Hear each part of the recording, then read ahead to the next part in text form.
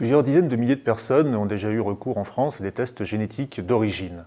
Bien que cette pratique soit interdite par la loi, elle est dans la pratique extrêmement répandue, extrêmement facile d'accès par Internet. Il suffit de cracher dans un tube, de l'envoyer dans un laboratoire qui extraira votre ADN et quelques centaines d'euros, peut-être moins plus tard, vous aurez un rapport sur vos origines génétiques, un rapport dont les chiffres frappent par la précision. On apprendra par exemple que vous êtes à 32% d'origine irlandaise et 15% d'origine espagnole et 27% d'origine italienne. Chiffres fictifs, mais c'est ainsi que fonctionnent ces tests avec une précision qui impressionne, qui semble gage de scientificité. Que penser d'une part de ces chiffres? Comment on les obtient? Quelle crédibilité? Quelle pertinence? Et d'autre part, que penser de ces entreprises? C'est un marché de plusieurs dizaines d'entreprises de par le monde, des entreprises non pas françaises puisque c'est interdit en France, mais qui existent dans de nombreux autres pays, qui se développent et où on retrouve des filiales de grands groupes du numérique, notamment une société qui s'appelle 23andMe, 23 et moi, 23 comme 23 chromosomes, qui est une filiale de Google, ce qui pose évidemment des problèmes de données, non pas des données personnelles, mais des données génétiques, qui sont une autre forme également de données personnelles. Alors pour discuter de ces questions, tant sur le fond scientifique que sur les enjeux économiques et sociétaux de ces tests génétiques d'origine, nous recevons aujourd'hui à Science Friction Catherine Bourguin. Catherine Bourguin, bonjour. Bonjour. Donc, Catherine Bourguin est généticienne et sociologue des sciences à l'INSERM, à Paris. Et nous recevons Evelyne Ayer, bonjour, bonjour, qui est professeure d'anthropologie génétique au Muséum national d'histoire naturelle. Tout à fait. Evelyne, qu'est-ce que c'est que l'anthropologie génétique? C'est l'étude de l'homme, c'est sa diversité et son évolution en utilisant comme outil la génétique. Donc c'est pour ça aussi que j'étais commissaire général du Musée de l'Homme, que j'ai pu participer à refaire, qui est autour de l'homme, de son histoire, de sa diversité. Donc on reviendra sur ce que la génétique peut apporter à la connaissance de l'histoire humaine, mais commençons par le plus simple. Comment fonctionnent ces tests génétiques d'origine, Catherine Bourguin? Alors, comme vous venez de le dire, on fait cracher les clients dans un tube et dans la salive, il y a de l'ADN de la personne. Donc cet ADN est ensuite analysé. Alors, on ne le regarde pas en entier, c'est-à-dire on ne regarde pas toute la séquence d'ADN. Il y a certains segments qui sont choisis parce qu'ils sont particulièrement variables d'une personne à l'autre. Donc l'ADN est analysé en un nombre important de segments, qui peut être de l'ordre de plusieurs centaines de milliers, voire 1 million de segments. Et ensuite, l'ADN de cette personne va être comparé à des ADN qui sont dans une base de données. Alors dans cette base de données, il y a deux types d'ADN. Il y a d'abord l'ADN des autres clients, qui ont été aussi analysés sur ces segments.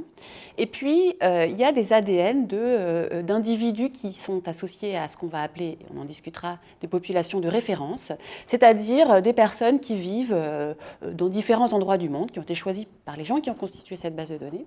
Et donc, on va comparer l'ADN du client à ces deux types d'informations. Et l'idée, c'est non pas du tout de faire comme on fait un arbre généalogique, de reconstituer comme ça qui étaient les parents, les grands-parents, etc.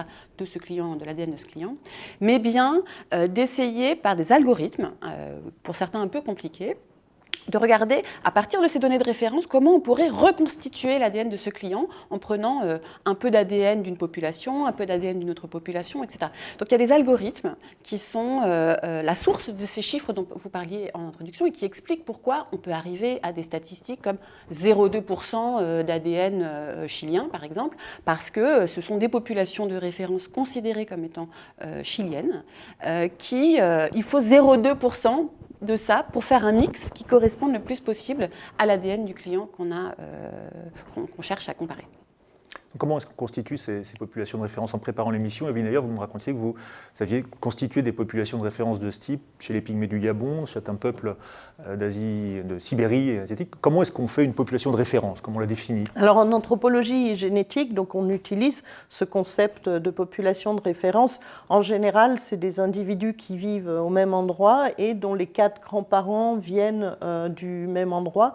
Pourquoi? Parce qu'au cours du XXe siècle, il y a eu beaucoup de migrations, et en prenant des individus dont les 4 grands-parents viennent du même endroit, c'est un peu comme si on remontait dans le temps et qu'on avait des populations qui correspondent à celles du début du XXe siècle, avant tous ces mouvements beaucoup plus récents au cours du XXe siècle. Maintenant, dans les compagnies qui font les tests d'origine géographique, on ne sait pas comment ils constituent leur population de référence, parce qu'eux ne passent pas, je dirais, à travers les fourches codines de la publication, de la validation par des pairs. C'est essentiellement des boîtes noires. Moi, je pense qu'ils font leur travail correctement. Néanmoins, il y a des petits problèmes de définition. Par exemple, qu'est-ce que c'est d'être français? Si vous prenez quelqu'un du nord de la France ou quelqu'un du sud de la France comme français de référence, ça ne vous donnera pas les mêmes résultats. Si la population française de référence, c'est des gens du Nord et que vos ancêtres étaient essentiellement d'origine du sud de la France, on va plutôt vous trouver proche d'un Italien que d'un Français du Nord. Pourquoi? Parce qu'à l'échelle du monde, et particulièrement de l'Europe, on se ressemble d'autant plus génétiquement qu'on est proche géographiquement. Donc un Français du Nord est plus près d'un Belge, et un Français du Sud-Est est plus proche d'un Italien. Peut-être une précision importante du coup, c'est que quand on parle de tests d'orientation génétique, en fait, on ne remonte pas dans le temps, puisqu'on n'a pas l'ADN de gens qui vivaient là il y a 100 ou 200 ans. Hein. Donc c'est bien une approximation, puisqu'on va comparer à l'ADN de gens qui sont vivants aujourd'hui ou qui l'étaient au moment de la collecte des données. Hein. Donc c'est pour ça qu'on parle parfois aussi d'orientation géogénétique, pour insister sur cette idée que, en fait, on essaye d'accéder au passé à partir de données du présent, en faisant des hypothèses sur la migration ou la non-migration des populations. Mais on n'est pas sur l'analyse d'ADN ancien. Et qu'est-ce qui distingue la manière de travailler en anthropologie génétique quand on cherche à retracer, par exemple, l'histoire du peuplement de tel continent avec les outils de la génétique, et la manière dont travaillent ces sociétés? Quelles sont les... Dans un sens, ça se ressemble beaucoup. Hein. D'ailleurs, c'est souvent des gens, entre guillemets, qu'on connaît de l'univers académique qui sont allés travailler dans certaines de ces compagnies. Les algorithmes sont les mêmes. Je dirais que la différence, c'est d'abord des aspects de constitution des populations de référence et aussi de problèmes éthiques liés à ces constitutions des populations de référence. Et après, les inférences qu'on en fait, nous, quand on cherche à retracer l'histoire des populations, pas l'histoire d'un individu particulier. Alors, vous aviez souligné que les boîtes noires de ces tests ne permettaient de connaître ni la manière dont étaient faites les populations de référence, ni la manière dont l'ADN était analysé, ni les algorithmes, ce qui aboutit parfois à des situations cocasses. Un même ADN analysé par deux sociétés différentes va donner des résultats différents, parfois des origines différentes. Oui, alors il faut quand même mettre un bémol là-dessus. D'une compagnie à l'autre, ça dépend des populations de référence. À l'intérieur d'une même compagnie, ça dépend des algorithmes. D'ailleurs, si vous refaites votre test 10 ans après, vous n'allez pas avoir les mêmes résultats. Il y a des différences, mais en général, les résultats qui sont donnés par ces compagnies, c'est des pourcentages avec des intervalles de confiance autour. Hein. Et c'est vrai qu'on n'a pas forcément l'habitude de raisonner en intervalles de confiance. Et d'une manière générale, quand même, les résultats sont assez congruents, je dirais, à une échelle géographique large de continents. Votre pourcentage, grosso modo, d'origine, on va dire, européenne, asiatique, africaine, Moyen-Orient, etc., ça bouge peu d'une compagnie à l'autre. C'est plus quand on est quand on essaye de faire des choses un peu plus fines et précises.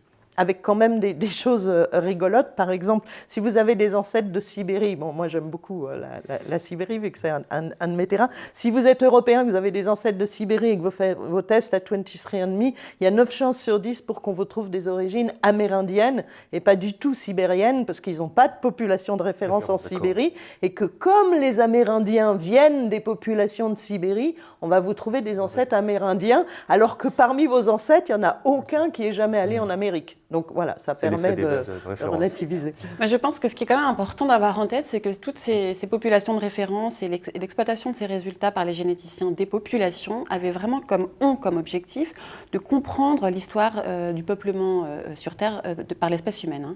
Hein. Donc c'est des histoires au niveau des populations, au niveau des masses d'individus. Et là, ces mêmes données, avec des formes d'analyse qui sont similaires, mais sont utilisées pour reconstruire une histoire ou pour proposer ce qui serait une histoire individuelle individuelle. Et donc dans cette question d'imprécision d'une entreprise à l'autre, il y a aussi cette limite de comment un savoir statistique, un savoir de population peut ou pas être pertinent pour reconstruire précisément une information individuelle. Et ça, c'est quelque chose qui est central à énormément d'usages de la génétique, c'est la même chose en santé, bien souvent, qui montre les limites en fait, de savoirs qui n'ont pas été développés pour répondre à ces questions individuelles. Ces savoirs ont été développés pour répondre à sont développés pour répondre à des savoirs beaucoup plus collectifs.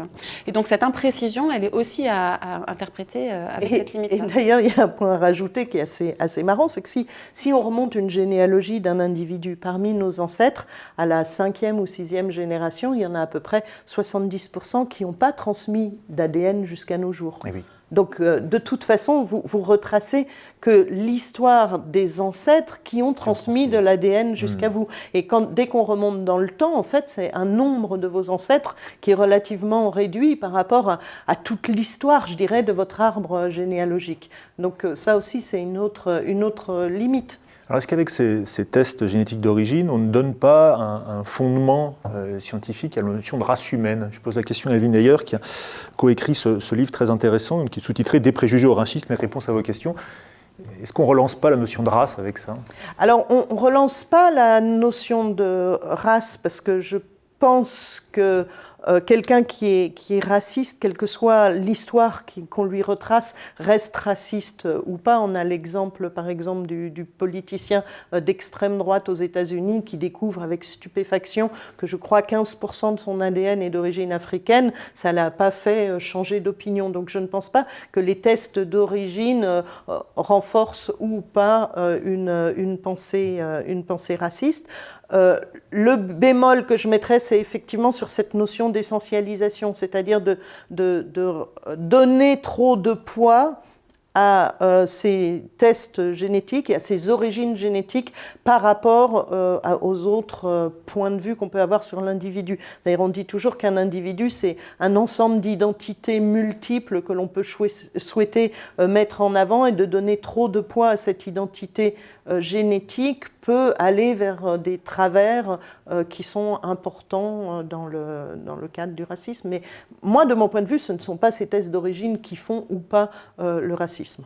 Catherine Bourguin, sur cette notion Alors, de race, je suis d'accord sur cette idée que ce n'est pas ces outils qui vont produire en eux-mêmes du racisme, mais en même temps, les objets techniques, scientifico-techniques, sont toujours des objets qui ont des effets sur nos sociétés, sur nos façons de réfléchir, sur nos façons de penser, sur nos façons d'agir. Et en l'occurrence, le fait qu'on puisse proposer aux individus un chiffre, comme vous l'avez dit, précis, qui est en plus auréolé de toute la magie et la fascination qui peut entourer la génétique, a un effet sur les individus, a un effet alors, à quantifier, mais aussi sur nos sociétés. C'est-à-dire, à partir du moment où on peut faire des bases de données dans lesquelles les individus sont étiquetés à des populations, avec toutes les limites de ce que représentent ces populations, qui veut à un moment donné utiliser ces données pour trier, pour discriminer, pour assigner les individus à des identités, même si les individus ne s'y reconnaissent pas, il peut le faire, parce que l'outil est là et que l'outil a une espèce de reconnaissance qui vient de celle de la reconnaissance sociale, de la génétique et des technologies de génomique avec. Donc je pense que cette dimension collective, d'outils collectifs, est absolument essentielle. Alors je suis d'accord, c'est pas ça qui fait la race, mais on voit bien que ces débats-là reviennent aussi, d'autant plus qu'ils sont nourris par des outils qu'on n'avait peut-être pas sous cette forme-là il y a quelques années et qui sont aujourd'hui vraiment disponibles. Et à mon sens, la vigilance est d'autant plus requise quand on a des outils comme ça dont on connaît les limites, parce que les usages et les conséquences de ces outils, on peut déjà les prédire. Alors on ne dit pas que ça va arriver, mais on sait que c'est possible. Alors là, moi, je suis tout à fait d'accord avec Catherine. Mais alors entièrement. Je pense que le problème, c'est vraiment comment on gère ces données et ce qu'on en fait. Bon, alors on va passer à un domaine sur lequel vous n'êtes pas d'accord du tout, ça sera beaucoup plus intéressant, puisque, donc, je l'ai rappelé en introduction, selon l'article 16.10 du Code civil, les tests génétiques dits récréatifs, qui ne sont pas prescrits par un médecin, sont interdits en France et passibles de 3 750 € d'amende, même si en pratique cette disposition n'est pas appliquée. Et lors de la révision des lois bioéthiques qui a eu lieu il y a quelques mois, il y a eu des possibilités d'amendement, des discussions sur la perspective d'autoriser en France ces tests d'une manière de prendre acte du fait qu'ils sont largement répandus. Vous avez sur cette question des positions antagonistes, me semble-t-il. Qui veut commencer? Vous regardez dans les yeux. En fait, On a des positions antagonistes, c'est-à-dire je pense qu'on relève les mêmes problèmes. Hein. Le problème, c'est que votre ADN, c'est pas seulement le vôtre, c'est celui aussi de vos proches. Hein. Donc il faut bien en avoir conscience que vous ne vous impliquez pas vous tout seul, mais que vous impliquez d'autres gens quand vous faites ces tests génétiques, qu'il y a le problème effectivement soulevé de ces données, quoi en faire, comment les conserver, etc. Moi, je prône plutôt une autorisation avec accompagnement, de manière à bien expliquer les tenants et les aboutissants, bien rappeler que ces tests d'origine génétique, c'est récréatif et que ça ne doit pas prendre plus de place que ça dans la vie d'un individu. Donc moi, je suis beaucoup plus pour une autorisation avec un encadrement et notamment avec vraiment la mise en place de quelque chose qui permet vraiment de gérer ces données afin qu'elles ne puissent pas être utilisées de manière... Ça, on y reviendra un petit peu après. Alors, d'abord, je voulais dire que la loi de bioéthique n'est pas votée encore. Hein. Elle a été votée en première lecture par l'Assemblée nationale. Elle est actuellement en discussion au Sénat, hein, donc on ne peut pas complètement considérer que cette affaire est close. Et voilà. Donc, avec effectivement plusieurs collègues généticiens, on a fait une tribune quand on a eu connaissance de ces amendements de députés de La République En Marche qui demandaient à l'autorisation de ces tests, une tribune dans laquelle on dit ne cédons pas à une évidence technologique, entre guillemets, puisque notre point de vue était de dire la réglementation de la génétique en France, vous l'avez rappelé, depuis longtemps est très spécifique. Ce n'est pas une information biologique qui est considérée comme les autres, parce que nous la partageons, parce qu'elle est stable dans le temps, et qu'en conséquence, ces usages sont susceptibles de conséquences sociales importantes. Hein, et qu'il est important d'avoir vraiment en tête que cette régulation qui peut paraître aujourd'hui répressive est aussi une régulation qui vise à protéger aussi bien les individus que la société. Hein, et là, en l'occurrence, il s'agit de remettre quelque chose en compte de fondamental dans la réglementation de la génétique en France, qui est que, comme c'est un savoir fragile, complexe, les parlementaires avaient décidé de donner la responsabilité à des professionnels de prendre soin de cette information. Et j'utilise ce terme à dessein, hein, prendre soin de toutes ces limites et de ces capacités, hein, mais de pouvoir donner les capacités de ces formes de savoir en faisant attention à toutes les dérives. Et les limites de ces usages. Oui, mais attention, ça, ils l'ont donné que pour l'aspect médical des tests. Mais non, parce que c'est pareil sur la justice. Oui, sur les tests de paternité, mais il n'y a pas de mise en place d'un espèce de système d'experts et de référents, dans ce cas-là, sur les tests d'origine génétique. Non, mais je suis d'accord avec toi, Evelyne. Ce que je dis simplement, c'est que dans la loi aujourd'hui en France, l'information génétique n'est jamais délivrée directement aux personnes. Il y a toujours une intermédiation par un professionnel dont les compétences sont reconnues d'une façon ou d'une autre. Voilà. Et donc, un accès libre, par définition, remet en cause ce cadre-là. Hein. Et donc la question qui a à se poser avant de prendre cette décision, moi j'ai un avis personnel, personnellement je pense que ce n'est pas une bonne idée, parce que ce qu'on a à y gagner en termes de qualité d'information sur les individus, comme on l'a discuté, ne fait pas le poids par rapport à cette brèche qu'on ouvre et par rapport aux conséquences des usages de la génétique dans la société. Maintenant, on pourrait prendre effectivement une décision, c'est les parlementaires qui décideraient, mais il me semble qu'il faut être très attentif à prendre ce genre de décision, parce que c'est une décision majeure sur la façon dont on régule la génétique, sur la place qu'on décide de donner à ce type d'informations biologiques dans des règles de vie sociale qui sont compliquées. On parle de filiation, par exemple. Non, mais moi, je pense pas. Moi, je suis pas pour que ça soit ouvert n'importe comment, etc. Je pense que c'est quelque chose qui doit être ouvert et encadré. Donc, au même titre que quand on a des informations de génétique médicale, on passe par un médecin qui sait interpréter ça, on peut très bien imaginer un corps de métier qui permette de faire ces tests d'origine génétique. Pour l'instant, de toute façon, les gens qui souhaitent le faire le font à l'étranger et se retrouvent tout seuls devant leur ordinateur avec ces résultats. Donc, c'est pas non plus la solution. Donc, moi, je trouve que l'idée d'interdire n'est pas la bonne solution, vu que de toute façon, on n'a pas les moyens d'appliquer une interdiction de ce type. Encore une fois, on parle que pour les tests d'origine géographique et qu'à mon avis, il faut l'encadrer. Donc, je trouve que la position de continuer à interdire n'est pas la bonne. Et je trouve dommage que dans la loi de bioéthique, finalement, on ait tout qui soit mélangé. Il y a les tests d'origine médicale, sur la filiation, et je pense qu'il faudrait peut-être ajouter un statut aux tests d'origine géographique. Alors, vous faites allusion aux tests médicaux, parce que certaines de ces sociétés se mettent également à proposer des informations d'ordre médical. Après analyse de votre génome, vous avez tel risque accru de cancer, de de diabète, etc. Est-ce qu'il faut, là aussi, autoriser l'accès à ces tests librement, qui, là encore, dans l'état actuel du droit français, ne peuvent être que prescrits par un médecin en standard d'indication? Quelle est votre position sur cette question? En fait, ça revient un petit peu au débat qu'on vient d'avoir, parce que justement, en France, que ce soit les usages policiers ou les usages médicaux, je l'ai dit, il y a une intermédiation de professionnels dont les compétences sont reconnues. Mais ça veut dire aussi que la société investit.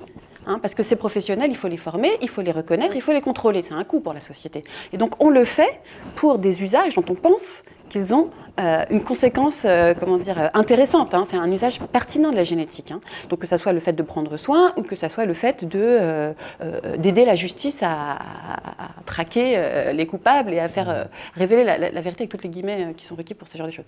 Et moi, je suis très perplexe sur l'intérêt que notre société pourrait avoir à investir autant pour permettre de donner des informations dont la qualité est pour le moins discutable. Comme on l'a dit tout à l'heure, finalement, on n'est pas très précis. Ce qui pourrait être vraiment intéressant, c'est-à-dire de la précision, en fait, ces technologies-là, ces formes d'analyse-là, au niveau individuel, encore une fois, pas au niveau collectif, ne les fournissent pas. Voilà. Donc sur la question de la réglementation des tests de santé, c'est extrêmement important, puisque vous parliez tout à l'heure de 23andMe, cette société américaine qui a été fondée en 2007, propose depuis le départ d'utiliser l'ADN pour tout ce qui pourrait être possible. Et donc ça va effectivement de l'origine géographique jusqu'à est-ce que vous éternuez au soleil, est-ce que vous avez une propension à boire du café le matin ou à vous coucher tard le soir, en passant par des maladies génétiques rares, mais qui sont des vraies maladies génétiques, jusqu'à un facteur de risque de diabète, d'asthme, etc. Et alors, toute cette fourchette de questions médicales sont extrêmement complexes. Et ça, pour le coup, moi, je suis complètement défavorable à l'ouverture de ces tests, encore moins en France, parce que justement, ça crée un espèce de flou où on pense que tout est mis à égalité. Des maladies génétiques rares qui doivent être prises en charge par des médecins compétents, et puis des facteurs de risque génétiques pour des maladies complexes dans lesquelles l'environnement est extrêmement important. On parle de l'asthme, la pollution, le diabète, la nourriture. Non, mais je pense que là-dessus, il n'y a pas trop de débat. Je pense que c'est fondamental qu'en France, que toutes ces informations génétiques médicales restent dans un contexte médical avec des gens compétents pour les interpréter.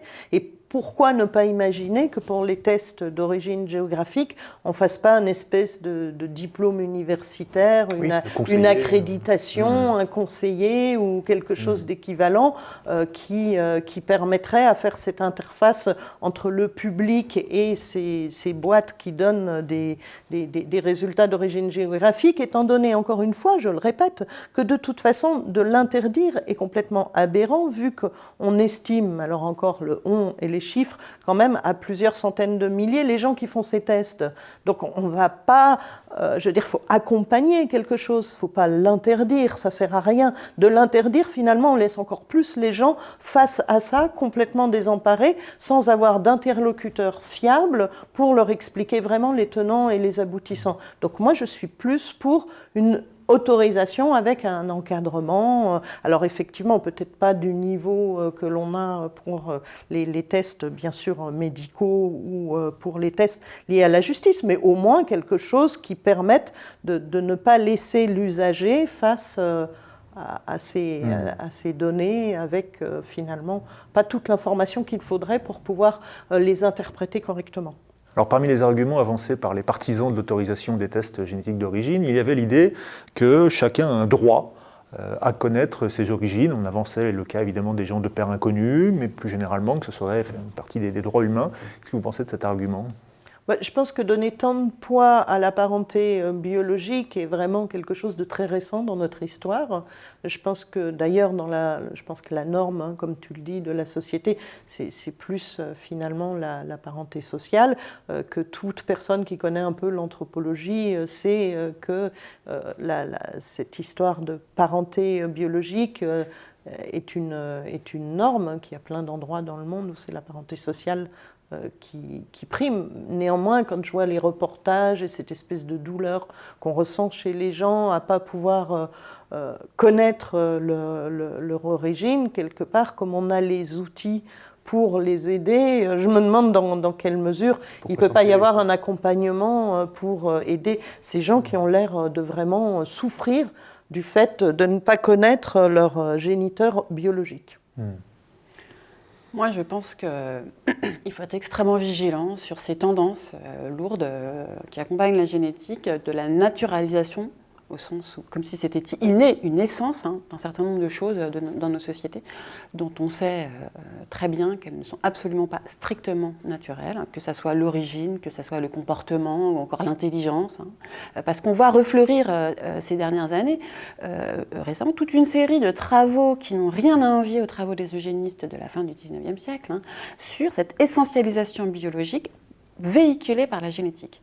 Loin de moi l'idée de penser que la génétique porte cette idée d'essentialisation, mais encore une fois, il est possible d'utiliser comme ça la génétique. C'est un des usages. Voilà. Mais de toute façon, l'essentialisation, c'est un prêt-à-penser, la naturalisation. C'est tellement beaucoup plus simple de penser que tout est dans un truc biologique que de réfléchir à quelque chose d'un peu plus complexe et intéressant. Donc, on l'a eu de tout temps, cette essentialisation. Et d'ailleurs, sur les tests d'origine, je pense que le plus drôle, c'est l'idée qu'en fonction de l'origine géographique, on aimerait telle ou telle musique. Alors ça, c'est vraiment l'essentialisation poussée à son extrême, comme si dans notre ADN, il y avait notre idée, notre appétence pour certaines musiques. Je suis d'accord pour dire que c'est quelque chose qui est présent de tout temps, entre guillemets, mais en même temps, je pense qu'il y a quand même des périodes historiques où ces discours d'essentialisation sont plus forts que d'autres. On a bien vu après la Seconde Guerre mondiale, les généticiens ont fait une espèce d'aggiornamento, sont revenus sur un certain nombre de discours que même les mêmes avaient pu avoir 20-30 ans plus tôt, voilà, et que quand on voit les positions de l'UNESCO, etc., il y a un refus de cette approche par l'essentialisme. Là, on a aujourd'hui une remontée en puissance, mais très inquiétante de mon point de vue. Et donc, je trouve que ces situations-là nous obligent de penser ces questions d'essentialisation telles que les outils dont on dispose aujourd'hui sont capables de le faire. Enfin, les conséquences de ces outils. Voilà. Et donc, je pense que c'est pour ça. Il faut, certes, il y a des envies, il y a des besoins, enfin, il y a exprimés, etc. La question, c'est comment on y répond. Voilà. Et c'est pour ça que la question de l'accès aux dossiers médicaux, enfin pas aux dossiers médicaux, mais aux dossiers à la naissance des enfants qui sont nés sous X ou des pardons de sueur, etc., ça c'est des réponses sociales. Ce n'est pas des réponses qui donnent une place centrale à ces formes de technologie qui sont, de mon point de vue, très porteuses. Je suis d'accord, ça ne se réduit pas à ça, mais de potentialité des sciences. D'où mon idée qu'il faut vraiment accompagner. Evelyne, vous plaisantiez sur le fait que le goût musical soit lié à la génétique, mais c'est aussi une illustration de la manière dont fonctionnent ces entreprises. Je ne sais plus laquelle de ces entreprises de tests génétiques a un partenariat avec Spotify, et une fois qu'on vous a trouvé 32% d'origine espagnole, vous avez le droit à une playlist de musique, de flamenco, etc. Mais non, mais l'objectif de ces compagnies, c'est de faire de l'argent. C'est précisément, je voulais en venir à ça. Alors, je voulais en venir à ça. Les choses soient bien claires. Bien sûr, mais il y a aussi tout un marché derrière, et qui est un marché typique de l'économie du numérique où la richesse repose dans les données. Oui. La richesse d'une entreprise de ce type, c'est la base de données qu'elle a de ses précédents clients qui vont chercher à renforcer.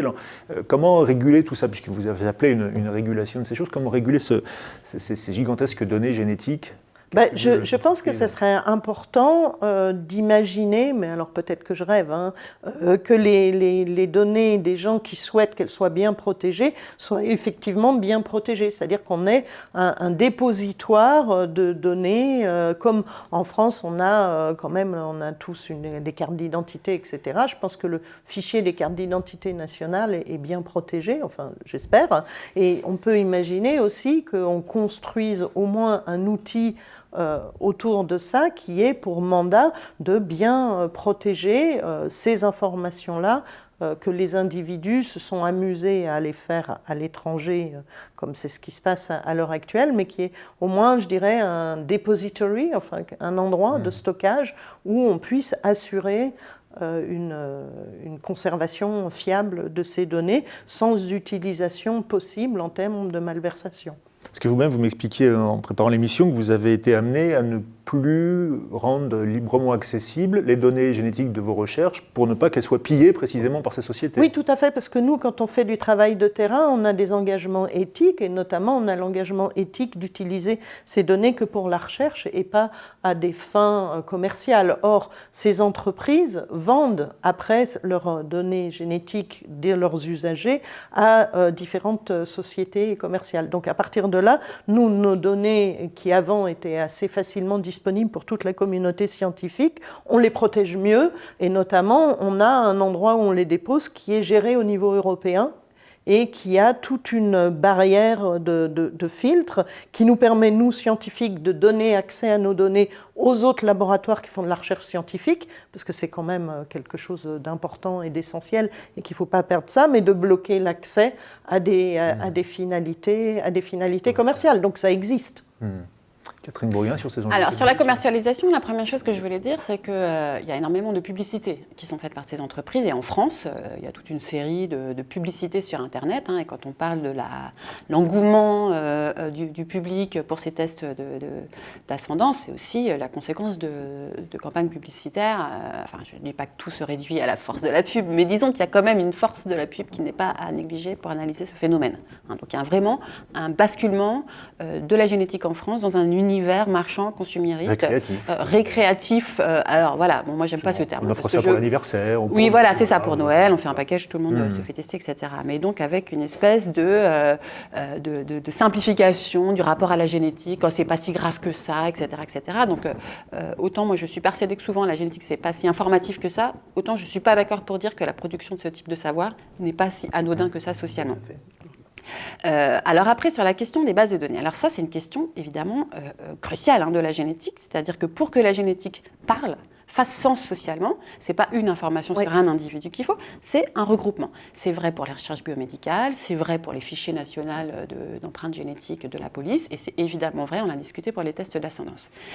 Donc cette question de pouvoir penser la sécurisation, elle est essentielle. Mais c'est compliqué de penser la sécurisation, parce que si il est possible de penser la sécurisation quand on contrôle les usagers potentiels, à savoir les laboratoires agréés par la police, les laboratoires scientifiques, etc., quand on rentre dans un univers marchand ouvert, comment on régule ça, sachant tout le droit qui existe sur la régulation du commerce, voilà.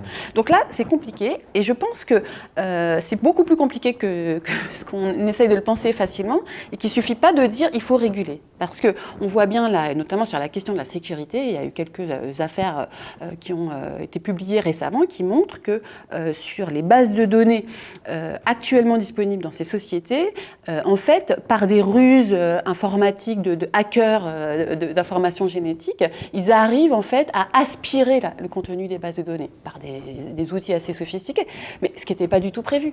Donc on voit bien qu'il y a toute une série, en fonction des formes d'usage que chaque entreprise va utiliser, qui vont rendre compliquée la sécurisation. Et ça, c'est important parce qu'on peut toujours dire oui, développons, on sécurisera, et la question c'est est-ce que la sécurisation est-elle même possible, étant donné ces types de données et les formes d'usage ?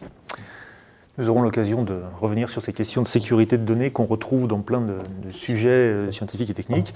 Merci beaucoup et à bientôt pour une prochaine édition de Science Friction sur Mediapart.